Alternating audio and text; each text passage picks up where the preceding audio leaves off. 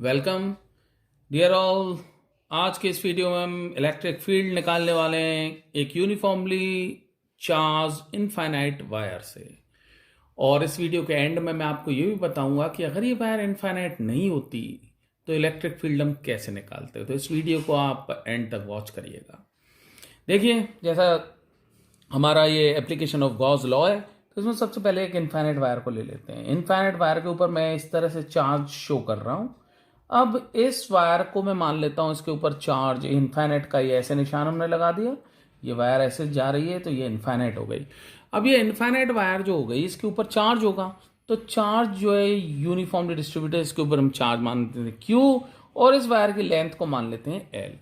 अब आपके मन में विचार आएगा कि ये लेंथ कैसे मान ली वायर, तो इनफाइनाइट है। तो इनफाइनाइट का मतलब समझिए आप। इनफाइनाइट का मतलब आप ये मत जानिएगा कि ये वायर जो है यहाँ से ऑस्ट्रेलिया जा रही है या वायर जो आपके शहर से जापान पहुँच रही है या कहीं पाकिस्तान जा रही है। इसका मतलब ये है कि ये जो सपोज करिए ये मार्कर है मेरे पास में।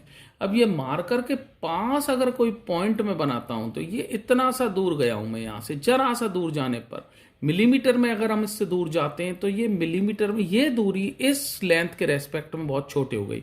तो हम कहेंगे कि इस लेंथ के 1 मिलीमीटर के रेस्पेक्ट में ये वायर ये मार्कर जो है इनफाइनाइट हो गया। Got it. इसलिए हमने इसकी लेंथ ले ली एल। इसका मतलब इस वायर के हम नजदीक कोई पॉइंट है ई, नजदीक कोई पॉइंट मान लेता हूं पी, इस पर हम इलेक्ट्रिक फील्ड ई कैलकुलेट कर रहे हैं। अब सवाल में इसको करते समय एक प्रॉब्लम डेफिनेटली हमें आनी है, क्योंकि ई का फॉर्मूला तो हमने पढ़ा हुआ है, E = KQ/R²। अगर हम इस दूरी को आर मानते हैं और यहां से इस फॉर्मूले को लगाते हैं तो क्या हम इसको लगा सकते हैं? बिल्कुल नहीं लगा सकते, क्योंकि यहां पर क्यू होता है वो पॉइंट चार्ज होता है, लेकिन यहां पर ये पूरा डिस्ट्रीब्यूटेड चार्ज है। तो अब हमारे साथ में समस्या आ गई। तो इस समस्या से अगर आप निकलना चाहते हैं तो ध्यान रखिएगा, इस समस्या से निकलने का सिर्फ एक रास्ता है कि हम फाई निकालें।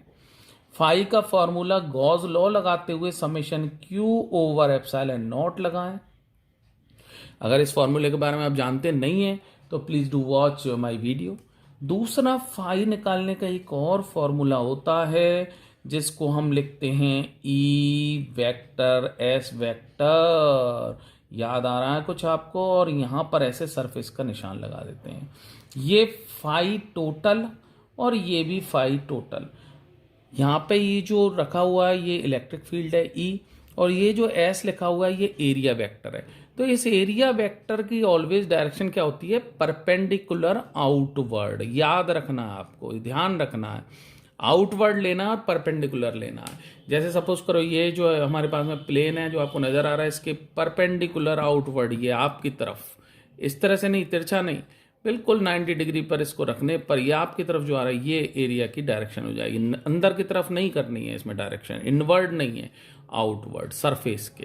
तो ये तो एरिया वेक्टर हो गया। अब ई की डायरेक्शन में दिक्कत है, तो ई की डायरेक्शन हम यहां पर हमें इसमें पहले ई की डायरेक्शन निकालनी पड़ेगी, वो हम निकालेंगे। एक इस चीज को भी समझिए, ये क्या लिखा हुआ है, इसका मतलब क्या है? इंटीग्रेशन लगाया है ना यहाँ पर। इंटीग्रेशन का मतलब क्या है? एडिशन ऑफ फ्लक्स है।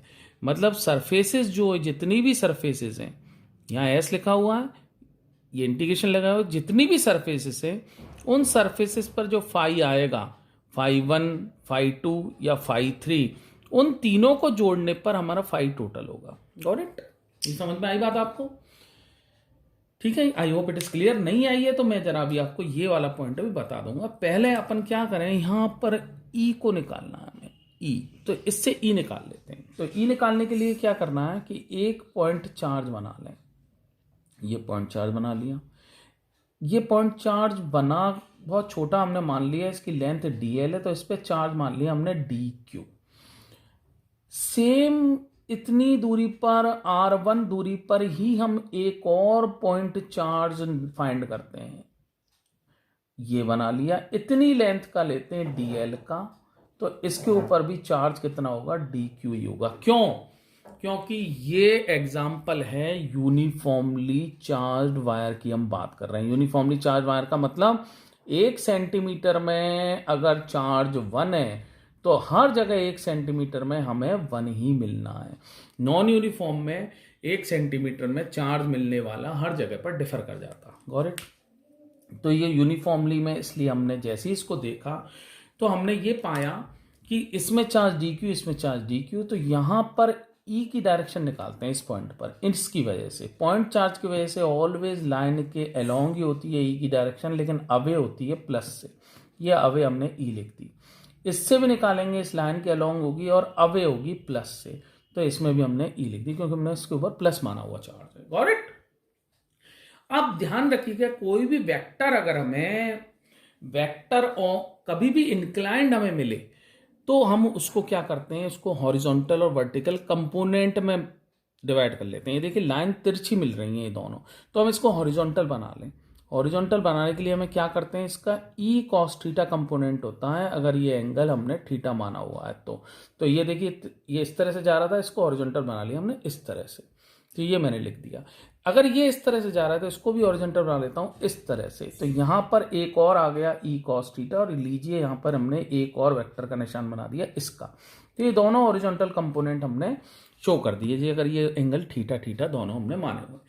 अब जरा ध्यान देखिएगा, यहां पर जो वर्टिकल कंपोनेंट है, तिरछा हॉरिजॉन्टल बनाया, वर्टिकल भी बनाना पड़ेगा, तो वर्टिकल में हमने इसको बनाया ऊपर की तरफ, और इसको बनाएंगे वर्टिकल में, ये जाएगा नीचे की तरफ। और ये अब ये इनको वर्टिकल जो कंपोनेंट होता है उनको सोचते हैं ई साइन थीटा हो जाएगा।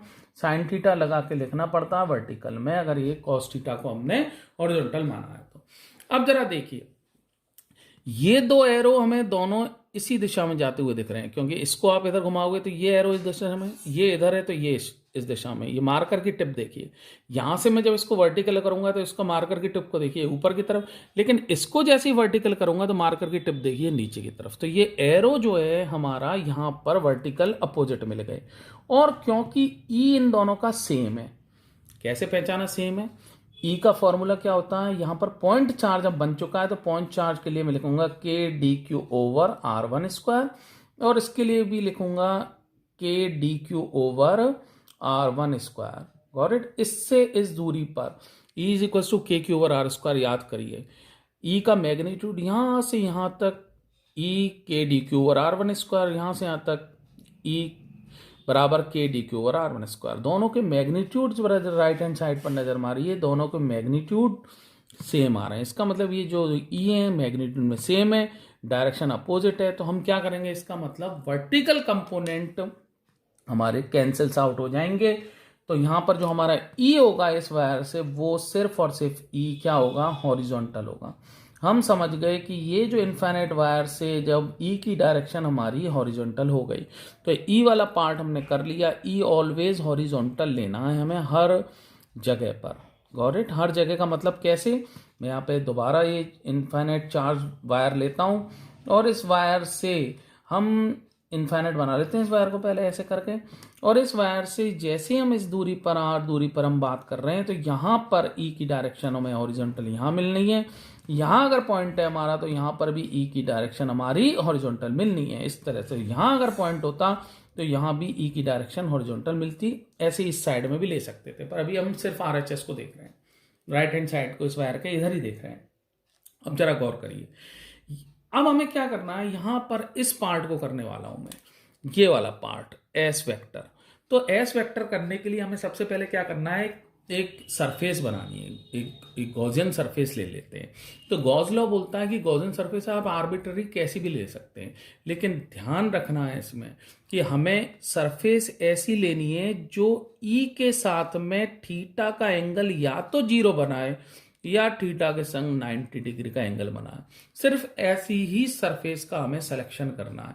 आप यहाँ पे ऐसा नहीं था कि हम इसमें ट्रायंगुलर फॉर्म की सरफेस ले लेते। देखो ट्रायंगुलर फॉर्म की सरफेस अगर हम लेते तो ट्रायंगुलर फॉर्म की सरफेस में हमें क्या दिक्कत आ रही थी, ये देखिए यहाँ पर ये जो इस सरफेस का जो वेक्टर होगा वो 90 डिग्री पर ये यहाँ जाएगा एरिया, और ये ई, तो ये एंगल जो है 90 नहीं रहा। तो हमें ऐसी सरफेस लेनी है जिसमें कि एंगल ऑलवेज कैसा रहे, 90 डिग्री का रहे। देखिए मैं कैसी सरफेस लेता हूं आपके सामने, ये बहुत सिंपल हो गया। अब आप सरफेस का सिलेक्शन कर सकते हैं इस आधार पर। सबसे पहले तो ये लाइन मुझे यहाँ पर सीधी मिलनी चाहिए। ये लाइन जो है इन तीनों ईज की बात करें तो यहाँ पर इन तीनों चारों पॉइंट और भी पॉइंट होते सब पर ये एक ही लाइन में आ रहा है, क्योंकि तिरछे आने पर वो एंगल डिफरेंट जा रहा था। और यहाँ पर भी हम एक और लाइन ले सकते हैं। ये देखिए यहाँ पर भी हमने लाइन ले ली। इस लाइन को लेने के बाद में हमें क्या करना है कि ये जो लाइन ले ली हमने, अब यहाँ पे हमने सरफेस ड्रॉ कर लेनी है। इस लाइन को थोड़ा सा मैं अगर पास कर लूँ तो that is quite better. 1 minute, this is quite visible now, it's okay. तो यहाँ पर ये जो लाइन ली है, अब हमें सरफेस ड्रॉ करने है, तो मैं क्या सिलेंड्रिकल एक गॉसियन सरफेस मान लेता हूँ। ये देखिए अब सिलेंड्रिकल सरफेस लेते हैं। अब देखते हैं हमारा ये क्राइटेरिया पूरा हो रहा है कि नहीं। ई देखिए इस सरफेस पर, ऊपर वाली पर ई की डायरेक्शन, ये सरफेस एरिया अभी अभी हमने देखा था। यहाँ देखिए ध्यान रखिए सरफेस एरिया क्या है, परपेंडिकुलर आउटवर्ड। तो परपेंडिकुलर लाइन ड्रॉ करिए, आउटवर्ड परपेंडिकुलर लाइन ड्रॉ करिए, आउटवर्ड। तो सरफेस कितनी है, सबसे पहले तो हमने इसको तलाशा। सरफेस हमारे पास में कितनी निकली, 3। ये इस तरह का एक सिलेंड्रिकल हमने सरफेस माना हुआ है। इसमें अंदर बिल्कुल इस सेंटर से अंदर हमने इसमें एक वायर मानी हुई है। और यहाँ पर सरफेस कितनी हो गई, 1। दूसरी सरफेस यहाँ पीछे ये 2, और तीसरी सरफेस ये जो कर्व्ड सरफेस हो जाएगी ये। इन तीनों के एरिया देखिए, ये इसका एरिया आपकी तरफ आ रहा है, नीचे से एरिया आपसे अवे जा रहा है, नीचे की तरफ जा रहा है, और इस कर्व्ड सरफेस का एरिया इसके 90 डिग्री पर ऐसे आ रहा है, यहाँ पर आ रहा है। तो ये एरिया हमने, ये इन तीनों के एरिया हमने लिख दिए। ये एरिया देखिए यहाँ पर फर्स्ट, ये सेकंड और थर्ड एरिया हमने जो इसका लिया है ये यहाँ पर ले लिया। तो इनमें इन सरफेसेस के नाम दे देता हूँ, फर्स्ट, सेकंड और थर्ड। अब जरा एंगल देखिए, सरफेस और ई के बीच में एंगल यहाँ पे 90 डिग्री का बनना है, यहाँ पर भी 90 डिग्री का एंगल बनना है, और यहाँ पर कितना बनना है, 0 बनना है। थीटा इज इक्वल्स टू कितना बनता है, 0। Got it, it is very simple. अब जरा देखिए, इसमें क्या करें आप, थोड़ा सा एक छोटा सा सरफेस, इतना सा सरफेस हमने इसको अभी फिलहाल मान लेते हैं। अब जरा देखिए, आप बात करते हैं हम कि यहाँ जो फाई जो निकालेंगे, फाई 1 लिख दूँ इसको, फाई 1 इज इक्वल्स टू फॉर्मूले लगाएंगे ई एस, तो ई एस कॉस थीटा लिखेंगे, और थीटा कितना हो जाएगा, 90। अब देखिए यहाँ पे मैंने इंटीग्रेशन नहीं लिया है। क्यों नहीं लिया, क्योंकि मैं सिर्फ एक सरफेस की बात कर रहा हूँ, ये सरफेस की। इस सरफेस के लिए मैंने फाई 1 लिख दिया, इंटीग्रेशन की जरूरत नहीं है। अब दूसरे सरफेस के लिए लेते हैं फाई 2।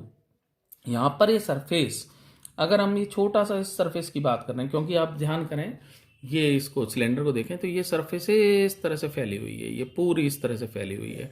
तो यहाँ पर इस डायरेक्शन में जो ई होगी, इधर राइट हैंड पर ये ई इधर अवे इधर जा रही है, यहाँ से इधर की तरफ जा रही होगी ई, यहाँ से इधर जा रही होगी, चारों तरफ होती है ई, ध्यान रखिएगा चार्ज से।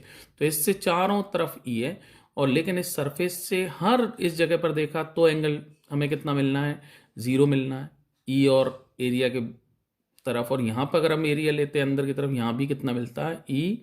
इस सरफेस से हमें कितना मिलता है, क्योंकि सरफेस आउटवर्ड लेते हैं एरिया, ई भी आउटवर्ड, दोनों के बीच में एंगल ऑलवेज 0 मिलना है। तो इस सरफेस से जो हमारा कितना हो जाएगा, इसको लेंगे ई एस कॉस, ऑलवेज हर सरफेस पर, पूरी इस सरफेस पर थीटा कितना मिल रहा है हमें, 0 मिल रहा है। तो हम इसको, इस सरफेस को लिख लें। तो ये सरफेस कितनी होती है, इसकी पूरी की सरफेस, कर्व्ड सरफेस कितनी होती है, 2 पाई आर एल। ये चीज़ अगर आपकी समझ में नहीं आई तो इसको देखिए जरा, ये कोई भी सिलेंडर मैंने लिया, इस सिलेंडर का ये सरफेस चाहिए, तो इस सरफेस के लिए सिलेंडर को खोल दिया हमने। सिलेंडर खोल दिया तो क्या हो गई, लेंथ इंटू ये ब्रेड्थ। तो लेंथ कितनी हो गई, ये देखिए, इसको मैंने मोड़ा तो 2 पाई आर हो गई, ये खोला 2 पाई आर हो गई लेंथ, और एल कितनी हो गई, एल ये लेंथ हो गई, ये नीचे से तक, तो 2 पाई आर इंटू एल। तो लीजिए इस सिलेंडर को हम मान लेते हैं, हमने कैसा सिलेंडर माना हुआ है, इस सिलेंडर को माना हुआ है, इसकी लेंथ एल है और इसकी रेडियस आर हमने मानी हुई है। तो इस वजह से हमने इसको लिख दिया 2 पाई आर एल, स्मॉल एल कर लीजिए। पहले वाले को हमने कैपिटल एल माना हुआ है, जो पूरी वायर है, उस वायर के अंदर हमने इसको इमेजिन किया हुआ सिलेंडर को। करेक्ट। ये करने के बाद में ये फाई 2 हमारा निकल के आ गया।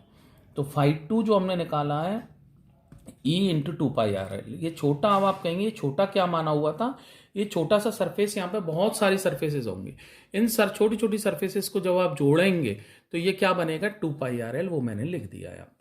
नेक्स्ट इस पॉइंट पर हम फाई 3 निकालते हैं। तो फाई 3 हमारा कितना आएगा, एंगल देखिए E into 2π E into S into cos 90 आएगा। तो अगेन यहां पर कितना हो जाएगा 0।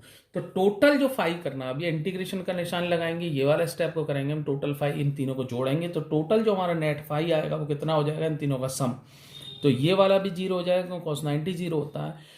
0 प्लस सेकंड वाले को देखिए E इंटू 2πRL करेंगे और थर्ड वाले को देखिए अगेन 0 करेंगे। गॉट इट और नॉट?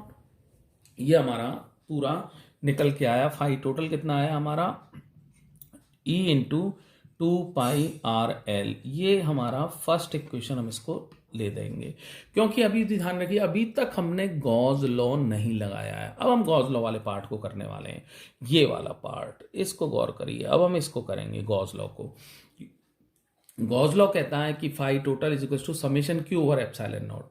तो यहाँ पे समेशन क्यू हमें निकालना है। समेशन क्यू का मतलब चार्ज जो इसके अंदर, यानी ये जो चार्ज है वो कितना है, हम गिन तो सकते नहीं है, हमें नहीं पता कितना है। तो इस चार्ज को निकालने का एक तरीका देखिए, हमारी पूरी लेंथ पर चार्ज हमने कितना माना हुआ था इस वायर का, क्यू, ये माना हुआ था। यहाँ देखिए पूरी लेंथ पर चार्ज क्यू माना हुआ है। तो 1 लेंथ पर चार्ज कितना हो जाएगा, Q बाई एल। और ये जो L लेंथ का सिलेंडर है इसी के अंदर तो हमें देखना है, इस L लेंथ के सिलेंडर में चार्ज हो जाएगा Q बाई एल इंटू ये L। इन दोनों को काट मत दीजिएगा, ये दोनों L हमने क्या लिखे हैं, डिफरेंट लिखे हैं। ये L वायर का था जो डेफिनेटली बड़ी है, और सिलेंडर का ये L है, ये अंदर सिलेंडर माना हुआ है इस वायर के। Got it? इसकी लेंथ दोनों, इस सिलेंडर की लेंथ छोटी है। तो यहां फिजिक्स में हम इसको Q बाई एल को लिखते हैं लैम्डा। तो समेशन Q कितना हो जाएगा, चार्ज अंदर कितना हो जाएगा, lambda into small L. Got it और नॉट? ये इसके अंदर टोटल चार्ज हो जाएगा। ये लैम्डा क्या होती है, charge per unit length. Is it okay? तो हम यहाँ पर फाई टोटल लिख देते हैं। गॉस लॉ लगाते हुए इसको लिखेंगे lambda L upon epsilon not. यहाँ पे ये एल, ये वाला एल डिफरेंट नहीं रखना है, ये एल सिलेंडर वाला एल है, कैपिटल एल नहीं है। यहाँ पे कंफ्यूजन नहीं होना चाहिए। इन दोनों इक्वेशनों को हम इक्वेट कर देंगे। क्यों इक्वेट किया हमने, इसलिए इक्वेट किया डियर ऑल, क्योंकि ये इक्वेशन जो है किसकी थी, ये इक्वेशन फ्लक्स की थी। टोटल फ्लक्स दोनों तरीके से सेम ही आती है। तो जैसे हमने इसको इक्वेट किया तो हमारा क्या मिला, E into 2πRL is equals to lambda L upon epsilon naught. तो यहाँ पर E की जो वैल्यू आई हमारी वो फाइनल हो जाएगी। E की वैल्यू हमारी कितनी आई, ये L से L कटेगा, दोनों L सेम है, 1/2πr lambda upon epsilon net. ये ही हमारी फाइनल एक्सप्रेशन होगी इलेक्ट्रिक फील्ड वायर की। ये हमें याद रखनी है। ध्यान रखिएगा कि ऑलवेज हमें ये, जब भी वायर से E निकालनी है किसी दूरी पर, इनफाइनाइट वायर से, तो हमें ये एक्सप्रेशन याद रखनी है फॉर्मूला में। या लैम्डा क्या है, लैम्डा है चार्ज पर यूनिट लेंथ, यानी कि इसकी क्यूब अपॉन एल जो हमने किया है। अब ध्यान रखिए यहाँ पे ग्राफ खींच लेते हैं, एक ग्राफ को देखते हैं E और लैम्डा के रेस्पेक्ट में। तो ये डायरेक्ट ऊपर आ रहा है, तो ये लाइन आती है स्ट्रेट।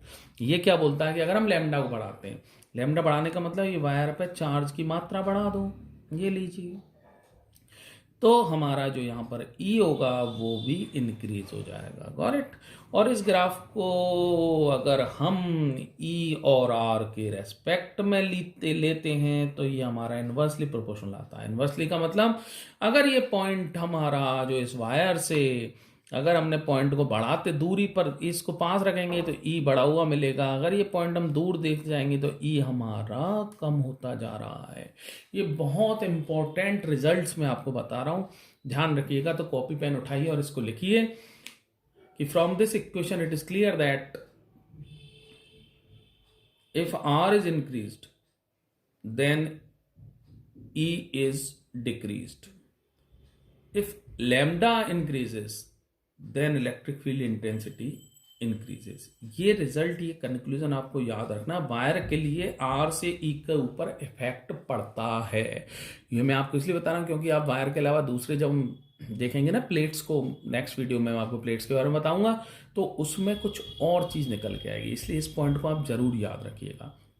अब मैं आपको वो खास बात बताने वाला हूँ जो मैंने आपसे वादा किया था इस शुरुआत में इस वीडियो के, कि अगर ये वायर इनफाइनाइट नहीं होती तो क्या होता। Let's see.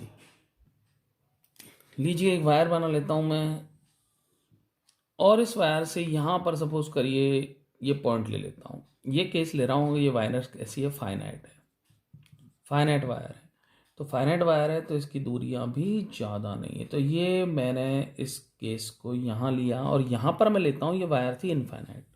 सपोज करिए इनफाइनाइट थी, तो ऊपर ये इस तरह से वायर जा रही है। तो आप ज़रा इस जगह की बात करते हैं। तो मैं एक यहाँ पर एक सेलेक्ट कर लेता हूँ, इसको सेलेक्ट करता हूँ। सपोज करो यहाँ से कितनी दूरी पर सेलेक्ट किया मैंने, इसको R1 दूरी पर इसको सेलेक्ट किया। एक पॉइंट चार्ज बना लिया हमने, पॉइंट चार्ज इस पर मान लिया DQ। तो यहाँ पर जैसे ही मैं इसको सेलेक्ट करना चाहूँगा, R1 दूरी हमारी बैठेगी यहाँ, तो लेकिन यहाँ पर मुझे ये नहीं मिलेगा, यहाँ ये वाला चार्ज नहीं मिलेगा, क्योंकि वायर तो यहीं ख़त्म हो रही है। तो इसका मतलब मैं इस टिप पे अगर इसको सेलेक्ट करता हूँ तो ये डिस्टेंस होगी हमारी R2, और इस पे इतने पर हमारा ये DQ मिलने वाला है। ठीक है, मिल जाएगा ये DQ, इसलिए लेंथ पर हमारा DQ मिलेगा, इतनी लेंथ पर DQ मिलेगा, क्योंकि यूनिफॉर्मली चार्ज वायर हमने मानी है, लेकिन फाइनाइट है ये वायर। तो अब ऐसी स्थिति में E की अगर हम बात करेंगे तो इससे E जाएगी इधर और इससे E आएगी इधर, लेकिन ये दोनों E's अब E1 और E2 हो जाएंगी। क्यों? क्योंकि यहाँ R2 चेंज हो चुका है, यहाँ R1 चेंज होगा। फॉर्मूला देखिए, नीचे का R चेंज होने पर E चेंज हो जाता है। तो ऐसी स्थिति में जो इसके वर्टिकल कंपोनेंट आएंगे, ये वर्टिकल कंपोनेंट कट नहीं पाएंगे। तो यहाँ पर जो फील्ड होगी वो कैसी होगी, horizontal as well as vertical. Means यहाँ पर जो फील्ड निकलने वाली है वो इलेक्ट्रिक फील्ड होगी इनक्लाइंड, और इनक्लाइंड फील्ड होने से मैंने आपको बताया था अभी अभी, फील्ड को आप इंक्लाइंड कर देंगे, और यहाँ पर गॉसियन सरफेस अगर आपने सिलेंड्रिकल मानी तो इन दोनों के बीच में जो थीटा जो बनेगा, इन दोनों के बीच में यहाँ पे आप सिलेंड्रिकल मानेंगे। सपोज करिए इलेक्ट्रिक फील्ड यहाँ पर इंक्लाइंड निकल के आई, तो इंक्लाइंड को मैं ऐसे मान लेता हूँ इलेक्ट्रिक फील्ड को, कि सपोज कर लेते हैं कि इलेक्ट्रिक फील्ड यहाँ पर जो निकल के आई है वो इस तरह से आई है, इन दोनों की वजह से ये इलेक्ट्रिक फील्ड की डायरेक्शन थी। तो यहाँ जैसे हम सिलेंडर को मानेंगे, सिलेंडर का सरफेस तो होगा इस जगह पे, सरफेस देखिए यहाँ पर ऐसा जाएगा सरफेस एरिया, तो थीटा ना तो 0 होगा और ना थीटा यहाँ पर 90 डिग्री का होगा। तो ऐसी स्थिति में हम यहाँ पर गॉस लॉ नहीं अप्लाई करेंगे, तो हमारा सेटिस्फाइड नहीं कर पाएंगे हम कंडीशन को, तो गॉस लॉ नहीं निकल के आने वाला। Got it? तो गॉस लॉ से हम इसको अप्लाई नहीं कर पाएंगे। लेकिन वायर फाइनाइट इनफाइनाइट होने से क्या फायदा मिला, तो ऐसी स्थिति में इलेक्ट्रिक फील्ड को फाइंड करना हमारे लिए बहुत टिपिकल हो जाएगा, हम इसको फाइंड नहीं कर पाएंगे, गॉस लॉ अप्लाई नहीं कर पाएंगे। लेकिन अगर आप देखिए, अगर ये वायर इनफाइनाइट होती है तो क्या होता है, मैंने यहाँ पर एक माना, ये पॉइंट आप मार्क करिए इसको, सपोज मैं इस पॉइंट को यहाँ मार्क कर लेता हूँ, ये मार्क कर लिया। तो यहाँ जैसे ही मैंने एक पॉइंट माना इतनी दूरी पर, क्योंकि ये पूरी फाइनाइट इनफाइनाइट है तो यहाँ भी चार्ज होगा, इनफाइनाइट का मतलब सब जगह चार्ज ही चार्ज है। तो यहाँ इतनी दूरी पर मुझे एक कंपोनेंट यहाँ पर मिलने वाला है, ये मिल गया यहाँ पर, क्योंकि ये इनफाइनाइट वायर है। तो जैसे ही मिलेगा ये दूरियां हमारी सेम रहेंगी, R1 तो यहाँ R1 सेम होने से ये जो कंपोनेंट होंगे ना वर्टिकल, इस पॉइंट पर ये वर्टिकल कंपोनेंट कटने वाले हैं, क्योंकि यहाँ R जो है सेम आने वाला है। तो E जो है सेम आएगी, तो E sine theta vertical component always cancels हो जाते हैं अगर वायर कैसी होती है, वायर इनफाइनाइट होती है। तो आपको ध्यान रखना है कि इनफाइनाइट वायर पर इलेक्ट्रिक फील्ड ऑलवेज कैसी होती है, हॉरिजॉन्टल होती है, जबकि फाइनाइट होने पर इलेक्ट्रिक फील्ड हॉरिजॉन्टल ना होकर कैसी रह जाएगी, इंक्लाइंड रह जाएगी। इस जगह पर Gauss law can not be applied, क्योंकि ऐसी सरफेस हमें नहीं मिलेगी, और यहाँ पर आप गॉस लॉ अप्लाई करेंगे। ऑलराइट, ये सारी चीज़ें समझने के बाद होप दिस वीडियो में आपने नोट्स बना लिए होंगे, और नेक्स्ट वीडियो के लिए मैं आपको बता दूंगा, नेक्स्ट वीडियो हम बहुत क्विकली लाएंगे। अगर ये वीडियो आपको पसंद आए, please do not forget to watch, please do not forget to subscribe the channel. और एक चीज़ का और ध्यान रखिए कि आपके जो कमेंट्स हैं वो मेरे लिए बहुत वैल्यूएबल हैं। Thanks for watching, please do comments, take care, it's bye for now.